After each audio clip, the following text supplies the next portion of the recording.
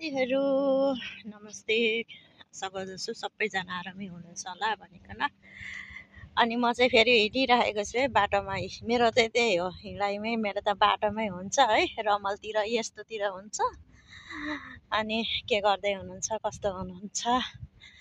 अनि हजुरहरू पनि मेरो युट्युब च्यानल हेरिकन सब्सक्राइब गरिदिनु होला, माया गरिदिनु होला है। मेरो चाहिँ यस्तो गाउँ बस्ती छ है। ल हजुर, अरूको चाहिँ बजारहरू हुन्छ, कता कता हुन्छ, मेरो चाहिँ उकालो ओह्रालो डाँडा बजार यही हो, यस्तै छ है।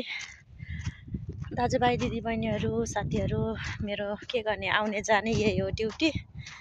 अब चाहिँ 12 घन्टा ड्युटी हुन्छ, गयो आयो यस्तै रहेछ, यसरी बितिरहेको छ है।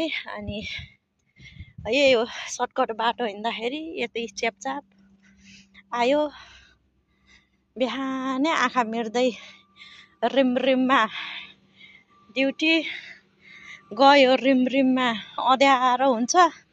यसरी नै पो छ त है जिन्दगी हाम्रो। हजुरहरूको कसरी बितिरहेको छ साथीहरू?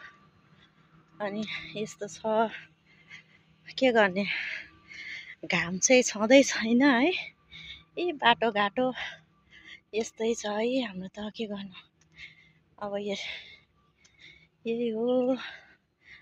अनि यसरी नै हिँड्छौँ, यसरी नै गयो आयो चेपचाप है।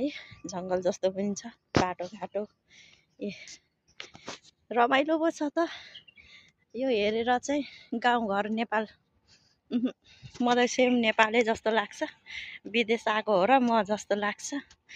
यस्तै छ है मेरो चाहिँ।